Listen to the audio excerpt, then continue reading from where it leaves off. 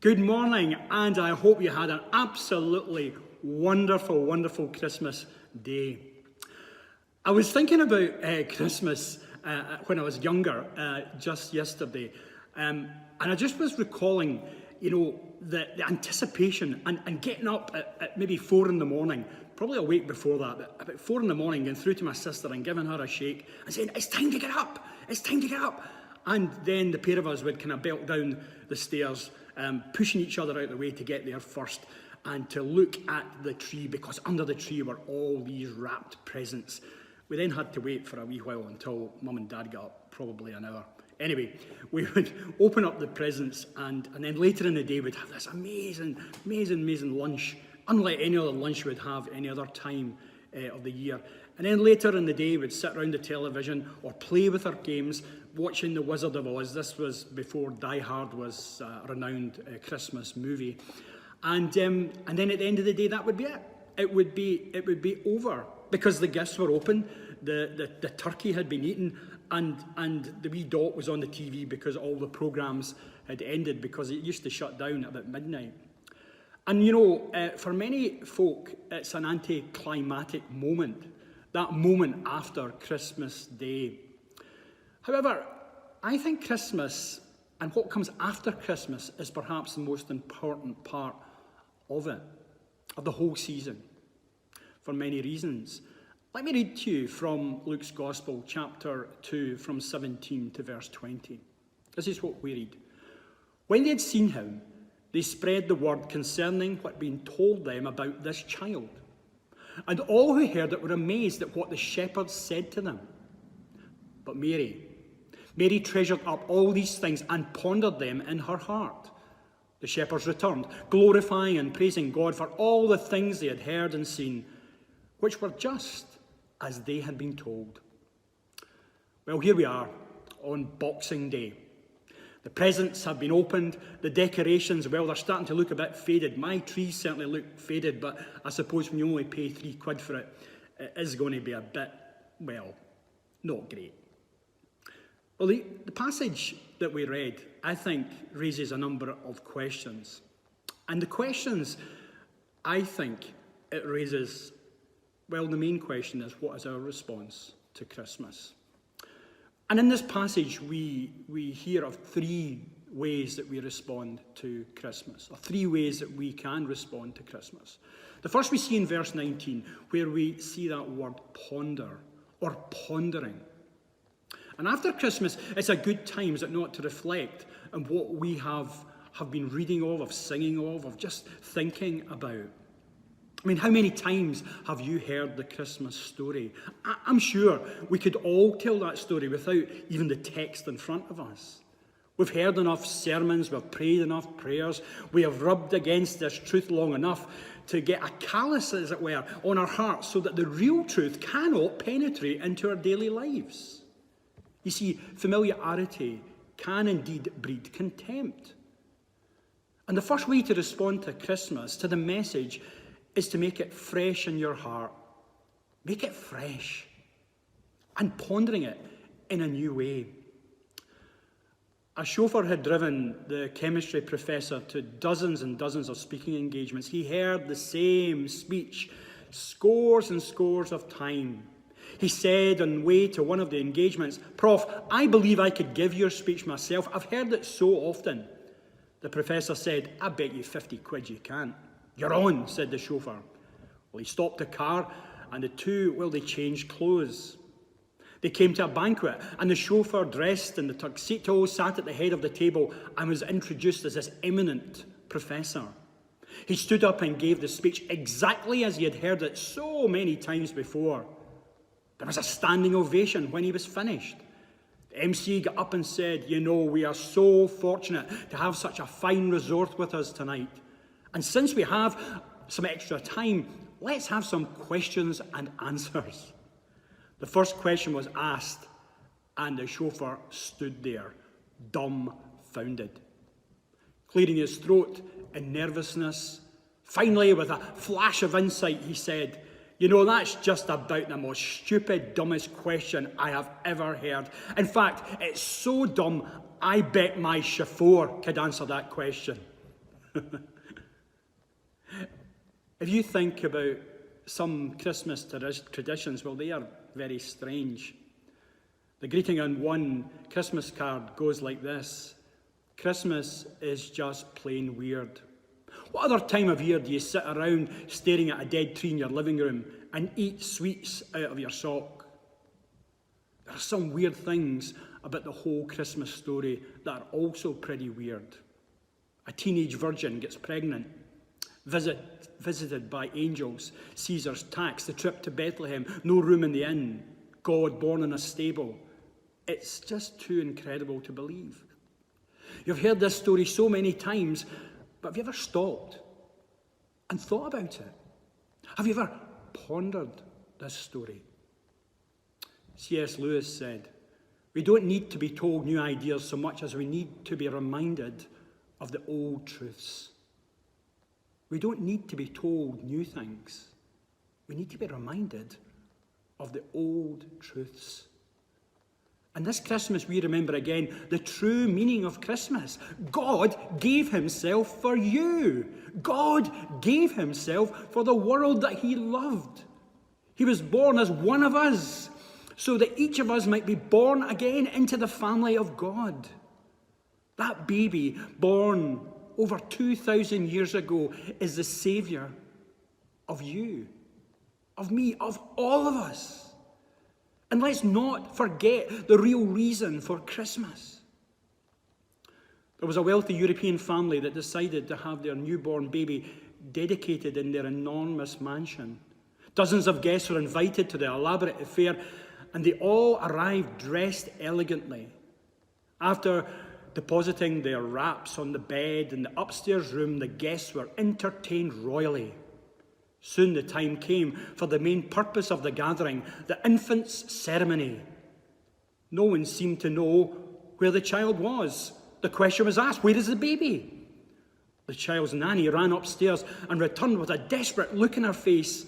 Everyone searched frantically for the baby. Then someone recalled having seen him asleep in one of the beds. The baby was in the bed all right, beneath a pile of coats, jackets, and furs. You see, the object of the day's celebration had been forgotten, neglected, and nearly smothered. The baby whose birthday we celebrate at Christmas is easily hidden beneath the piles of tradition and cultural observations of the season. We need to ask the question, where is the baby? Where is the baby? And we know where the baby is. The baby's in our heart. The baby lives within us. The baby is here. Secondly, in verse 20, we notice praising. The shepherds had witnessed the world's greatest birth announcement. And again, I'm sure you've heard and read the word so many times, but let me just highlight one word, and the word is you.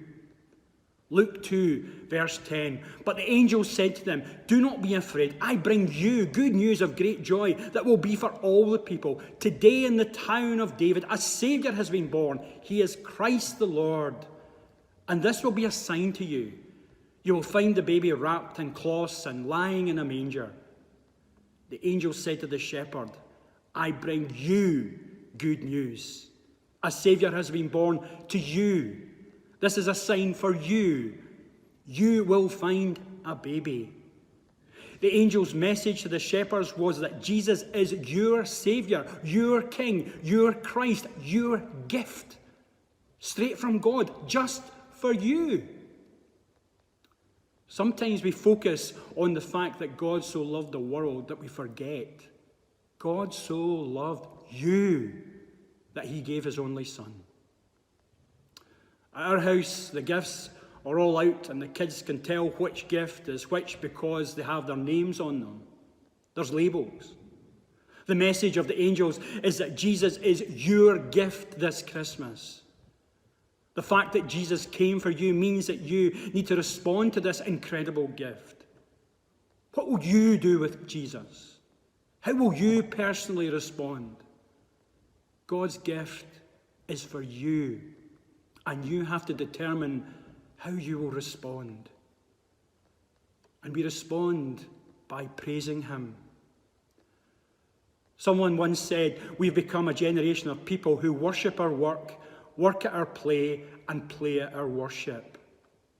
Theologian Leonard Sweet wrote, our pews are occupied by people who want to be moved, but who don't want to move.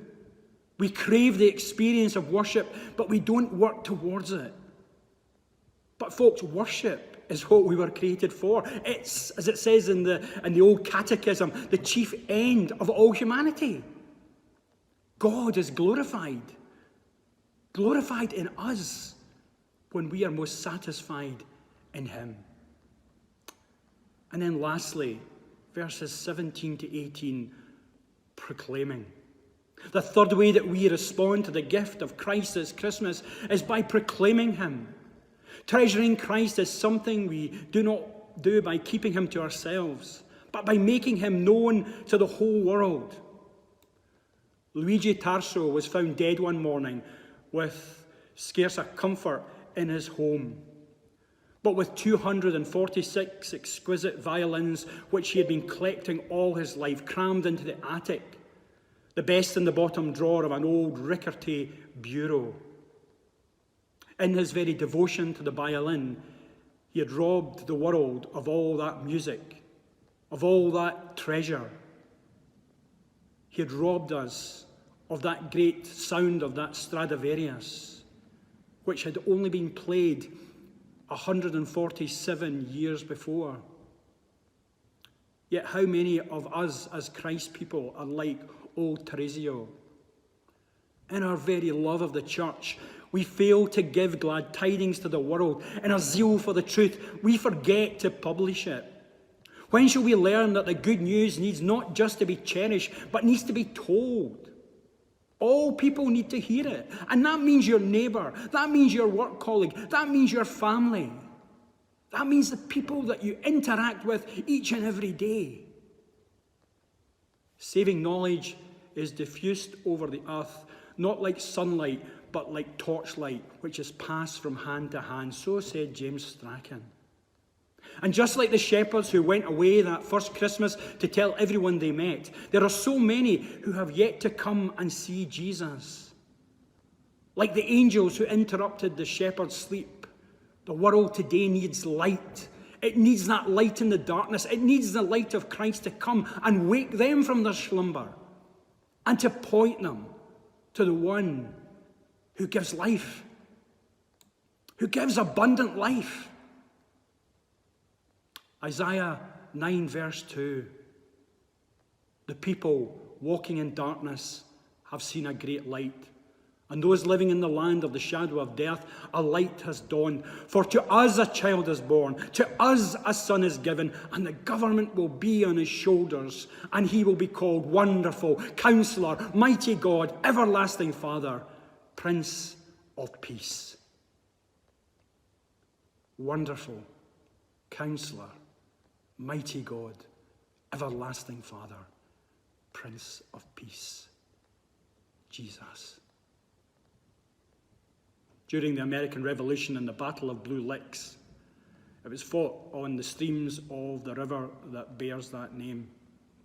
And the battle should never have been fought, for it was fought after the war was over. News travelled slowly in those days. There was no texting, there was no TV, there was no internet. Blue Licks is in a place in America, in the Kentucky area, and there was no quick communication over the Appalachian Mountains. No one knew that the war was over. And in a sense, Christ won the victory over evil at Calvary. And all that is left for us to do is to tell the good news, folks. To proclaim this message. To share with those that we love and those that we meet that Christ is born. Listen, I hope you have an absolutely wonderful Boxing Day.